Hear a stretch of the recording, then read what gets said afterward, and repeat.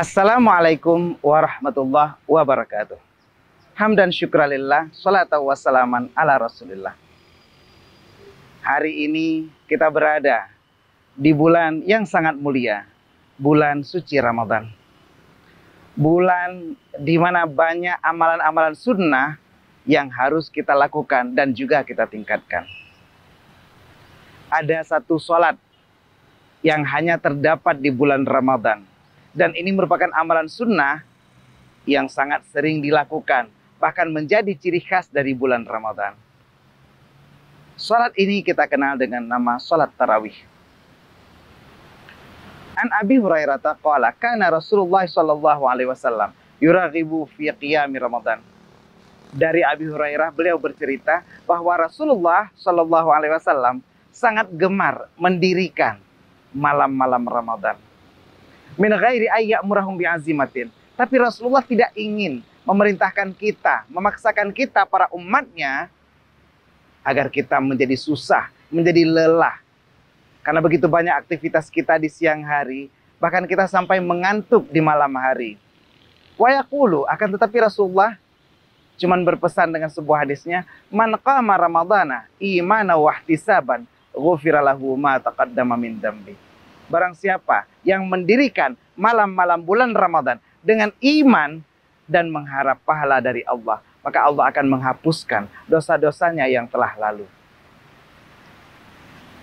Mendirikan malam di bulan Ramadan memang sesuatu yang sangat melelahkan bagi sebagian kita. Di saat kita beraktivitas di siang hari, kadang malam hari kita sudah lelah dan mengantuk. Terkadang begitu kita pulang, lalu kita sampai di rumah untuk berbuka puasa dan mempersiapkan diri untuk melaksanakan sholat malam. Di saat itulah kita baru saja membuka pakaian kita, akan tetapi kita harus bersiap-siap untuk melakukan sholat tarawih. Akan tetapi sholat tarawih yang kita kerjakan pastinya akan lebih sempurna bila kita mempersiapkan diri untuk bekal kita dalam masa melakukan sholat malam atau sholat tarawih. Ma'asyiral muslimin wa zumratal mu'minin rahimakumullah. Di masa Nabi, saat itu Rasulullah cuman sholat malam selama 3 malam. Lalu setelahnya para sahabat sholat malam dalam keadaan terpencar. Mereka sholat malam di rumah masing-masing karena tidak lagi didirikan secara berjamaah. Dalam masa fikih, masa ulama-ulama fikih, salat malam ini dikenal dengan nama salat tarawih. Ma'asyiral muslimin wa zumratal mu'minin, pemirsa Puja TV yang dirahmati Allah. Rasulullah mendirikan salat tarawih hanya selama 3 malam. Lalu terpencar dilakukan oleh para sahabat. Tibalah di masa Umar, baru saat itu Sayyidina Umar Ibnul Khattab mendirikan sholat tarawih secara berjamaah dengan diimami oleh Ubay bin Ka'ab. Dan ini diceritakan dalam hadis riwayat Aisyah dan muttafaqun alaih, dan tersebut dalam kitab Al-Lu'lu' wal Marjan halaman 436. Mayoritas ulama juga menekankan bahwa sholat malam ini dikenal dengan sholat tarawih. Dan ini dijelaskan dalam syarah Muslim oleh Imam An-Nawawi. Sehingga sholat ini dihukumkan menjadi sunnah muakkadah, artinya sunnah yang sangat dikuatkan.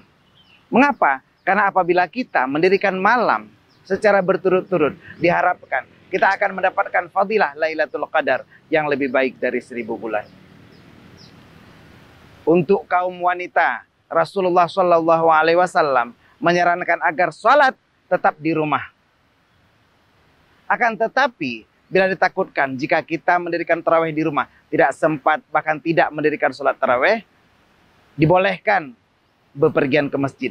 Akan tetapi dengan etika dan juga menjaga aturan-aturan yang telah diajarkan oleh Islam. Jangan sampai berhias berlebihan, bahkan sampai dalam tingkatan tabarruj al-jahiliyah. Ma'asyiral muslimin wa zumratal mu'minin rahimakumullah. Lalu berapakah rakaat sholat tarawih yang sebenarnya? Apakah 11, 13, 21, 23, 33, 36, 39 ataupun 41? Hal ini mungkin berbeda-beda karena ada beberapa sumber, ada beberapa hadis yang menjelaskan tentang hal ini. Yang pertama, Sayyidatina Aisyah yang baru saja viral karena lagu yang dinyanyikan di media sosial tentang Aisyah yang merupakan istri kecintaan daripada Rasulullah. Beliau meriwayatkan sebuah hadis, maka yazidu fi Ramadan wala fi ghairihi ala ihda asyaratin. Tidaklah Rasulullah Shallallahu Alaihi Wasallam pernah sholat di bulan Ramadan dan tidak di luar Ramadan di atas 11 rakaat. Ma'asyiral muslimin wa zumratal mu'minin rahimakumullah. Hadis ini menceritakan bahwa Rasulullah selalu sholat 11 rakaat baik di bulan Ramadan maupun di luar Ramadan. Sehingga sebagian besar ulama menyatakan hadis ini adalah tentang sholat malam. Imam Bukhari mencatat hadis ini dalam bab sholat malam, yaitu bab sholat tahajud. Imam Malik dalam Muwatta'nya dijelaskan hadis ini dalam kitab pembagian atau pembahasan tentang witir. Dan ini dijelaskan dalam kitab Fathul Bari juga. Muwatta ini dapat juga kita lihat dalam Tanwirul Hawalaik halaman 141. Yang kedua, Imam Malik. Imam Malik meriwayatkan dalam Muwatta bahwa Sayyidina Umar menyuruh Ubay bin Ka'ab dan Tamim Ad-Dari melakukan tarawih sebanyak 11 rakaat. Tapi yang panjang. Artinya kadar 1 juz per 1 rakaat.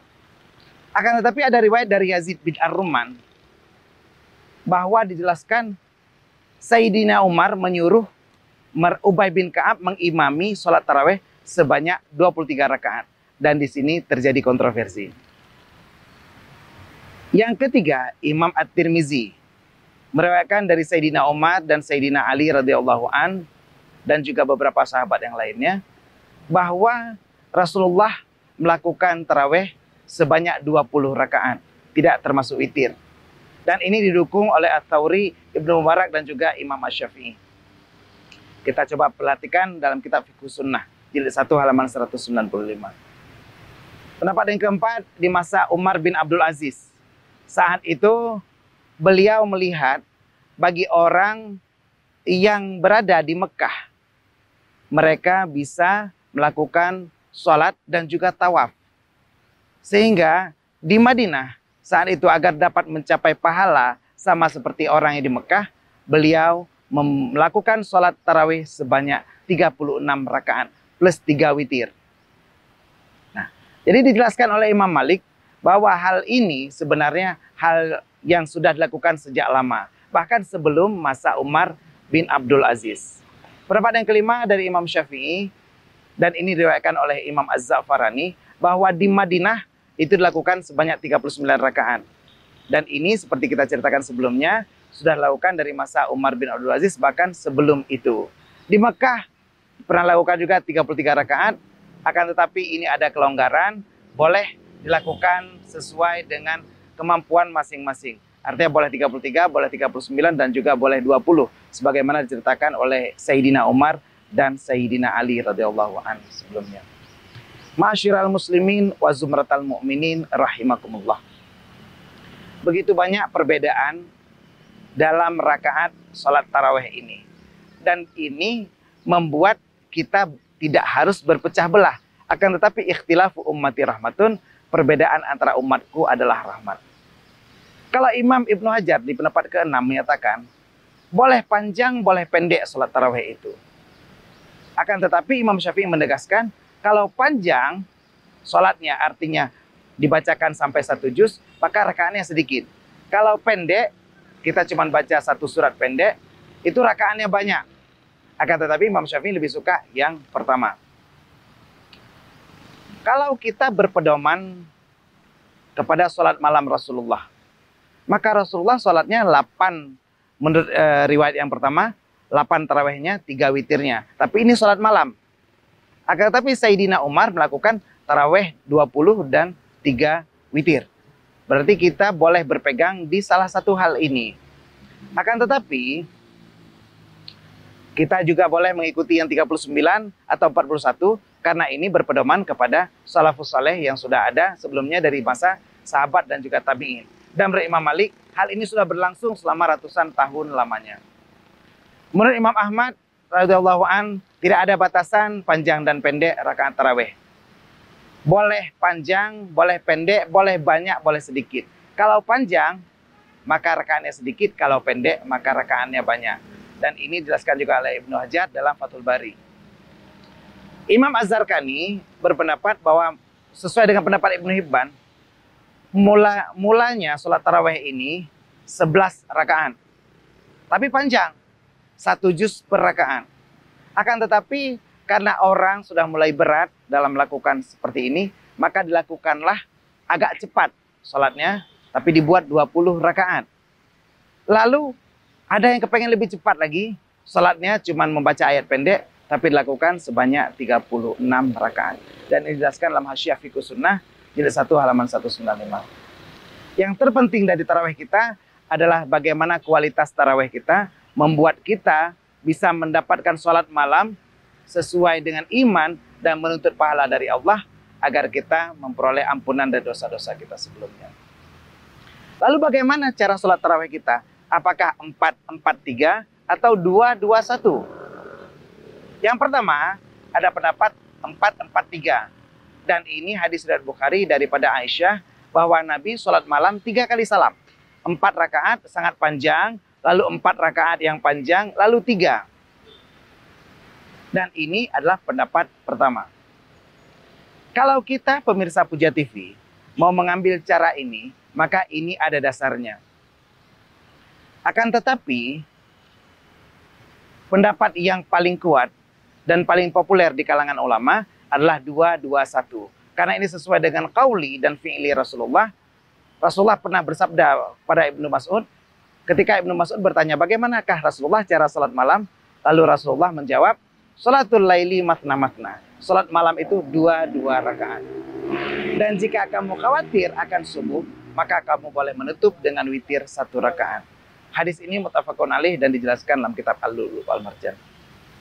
Dan begitu banyak sahabat yang melihat fi'liyah Rasulullah dalam hadis-hadis Muslim dan juga riwayat Imam Malik, bahwa Rasulullah itu sholat malamnya selalu 2-2 rakaat.